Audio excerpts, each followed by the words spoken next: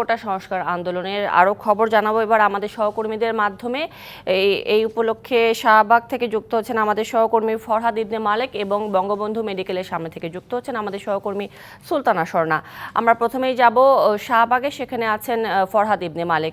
ফরহাদ, জানাবেন এখন এই যে আদালতের আংশিক রায় প্রকাশিত হলো, এরপর আন্দোলনকারীদের প্রতিক্রিয়া কি দেখতে পাচ্ছেন? তরুণী আন্দোলনকারীদের প্রতিক্রিয়া কিন্তু আগের মতোই। গত 10 দিন যাবৎ আন্দোলনকারীরা যা বলে আসছে যে 18 পরিপত্র নয়, তারা সংস্কার চায় এবং আদালতের স্থগিতাদেশ নয়, তারা আসলে সংস্কার চায়। সেই সংস্কারের দাবিতে কিন্তু তারা আন্দোলন করছে। বিকেলে আমরা সবাই দেখেছি যে আইন শৃঙ্খলা রক্ষাকারী বাহিনী যারা আছে তাদের সাথে একরকম যুদ্ধ করেই তারা কিন্তু শাহবাগে অবস্থান নিয়েছে, ব্যারিকেড ভেঙে হামলা করে তারা কিন্তু এখানে অবস্থান নিয়েছে। এখনো তারা অবস্থান নিয়ে আছে এবং তারা এক চুলো না নড়ার কথা বারবার বলছেন। তাদের দাবি কোটা ব্যবস্থার যে সংস্কারের প্রয়োজন সে সংস্কার করতে হবে। কোনো ধরনের যানবাহন এখানে চলছে না এবং আন্দোলনরত যারা আছে তারা কিন্তু বিভিন্ন সময় বিভিন্ন ধরনের স্লোগান গান গেয়ে এখানে আন্দোলনে যারা সামিল হয়েছেন, তারা এসেছেন, তাদেরকে চাঙ্গা রাখার চেষ্টা করছেন। বিভিন্ন জায়গা থেকে আজকে শাহবাগ এখানে জড়ো হয়েছেন শিক্ষার্থীরা।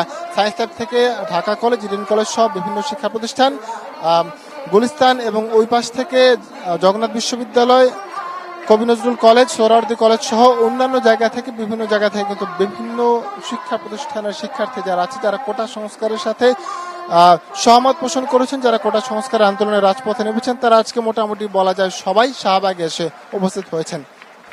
শাহবাগের পুরোটা জায়গা জুড়ে আন্দোলনকারী অবস্থান করছেন। এক পাশে অবস্থান করছে আইন শৃঙ্খলা রক্ষাকারী বাহিনী। তারা কোনো রকমের নিরাপত্তা যাতে বিঘ্নিত না হয়, কারো কোনো রকমের বিশৃঙ্খলা যাতে সৃষ্টি না হয়, সেই জায়গায় নিয়ে তারা পদক্ষেপ নিয়েছেন, সেভাবে তারা কিন্তু অবস্থান নিয়েছেন। আরেকটা বিষয় জানিয়ে রাখি, আন্দোলনকারীরা এখানে আন্দোলন করছেন, পরবর্তী কর্মসূচি কি হবে, পরবর্তীতে কি ধরনের কর্মসূচি আসবে, সেই জন্য আমাদেরকে অপেক্ষা করতে হবে অন্তত পক্ষে 8টা পর্যন্ত। 8টার পরে তারা জানাবে যে আসলে তাদের পরবর্তী কর্মসূচি কি। এবং তারা বলছে রাজপথ থেকে নির্বাহী আদেশের একটা নির্দেশনা না পেয়ে, নির্বাহী কমিটির কাছ থেকে একটা নির্দেশনা না পেয়ে তারা রাজপথ ছেড়ে যাবে না, তারা আন্দোলন করবে, আন্দোলন তাদের অব্যাহত থাকবে। আসলে আন্দোলন কতদিন পর্যন্ত চলবে, আন্দোলনের সবশেষ পরিস্থিতি কি হবে, সবশেষ তারা আসলে কি ফলাফল নিয়ে রাজপথ থেকে যাবে, সে বিষয়ে জানার জন্য অপেক্ষা করতে হবে অন্তত পক্ষে রাত 8টা পর্যন্ত। আগামীকালের কর্মসূচির জন্য অপেক্ষা করতে হবে অন্তত রাত 8টা পর্যন্ত। তরুণী, শাহবাগের এই উত্তাল মঞ্চ থেকে আমার কাছে এখন পর্যন্ত এই ছিল সর্বশেষ। ফরহাদ, ধন্যবাদ আপনাকে। যেহেতু রাজপথ দখল করে আছে শিক্ষার্থীরা, সেই আন্দোলন চলছে এবং যানবাহনও চলাচল করতে পারছে না, যানজটে পড়েছে মানুষ এবং ভোগান্তি হচ্ছে। এই বিষয়ে আরও জানাতে বঙ্গবন্ধু মেডিকেলের সামনে থেকে যুক্ত হচ্ছেন আমাদের সহকর্মী সুলতানা স্বর্ণা। জানাবেন এই অবস্থায় মানুষের ভোগান্তির চিত্র কেমন দেখছেন আপনি? নগদের কাছে সব গ্রাহকই প্রিয়, তাই তো সারা দেশে ক্যাশ আউট চার্জ সবচেয়ে কম। অবশ্যই তরুণী, আজ সারাদিনই কিন্তু জনমানবের মনে কিন্তু উদ্বেগ এবং উৎকণ্ঠা ছিল বাংলা ব্লকেট নিয়ে, এবং তার পাশাপাশি যদিও যুক্ত করি, সকাল থেকে আমরা কিন্তু দেখেছি রাস্তায় তেমন গাড়ির চাপ ছিল না, অর্থাৎ যাদের খুব প্রয়োজন ছিল শুধুমাত্র তারাই কিন্তু আজ ঘরের বাইরে বেরিয়েছেন। এবং বাংলা ব্লকেট নিয়ে যখন বলতে হয়, আমরা বিকেলবেলা যখন শাহবাগে এসেছি তখন কিন্তু আমরা বারডেমে যারা চিকিৎসা নিতে এসেছেন, যারা রোগী রয়েছেন, অনেকের সাথে আমরা কথা বলেছি, তারা কিন্তু আমাদেরকে অনেকেই জানিয়েছেন যে যাদের ডাক্তারের অ্যাপয়েন্টমেন্ট নেওয়া ছিল কিংবা টেস্ট করার কথা ছিল শুধুমাত্র তারাই আজ এসেছেন। এবং অনেকেই আমাদেরকে জানিয়েছেন যে গতকালও হয়তোবা তারা টেস্ট করতে এসেছিলেন, আজ তারা রিপোর্ট নিতে এসেছেন।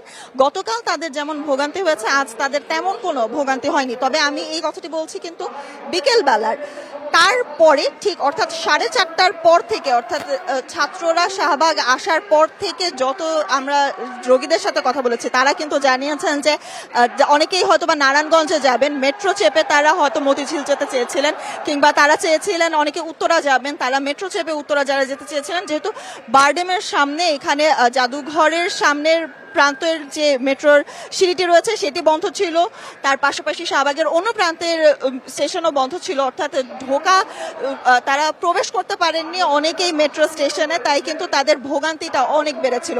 সেক্ষেত্রে তাদের অনেকেই আমরা দেখেছি ইন্টারকন্টিনেন্টালের সেই রাস্তা ধরে বাড়ির পথে যেতে, এবং রিক্সার জন্য আমরা অনেককে দেখেছি টিএসসি কিংবা সায়েন্স ল্যাবের ওদিকে যেতে। তারপরেও তারা আমাদের জানিয়েছেন যে অনেক ক্ষেত্রেই তারা যানবাহন পাননি, সেই ভোগান্তির কথাও কিন্তু আমরা বারংবার শুনেছি।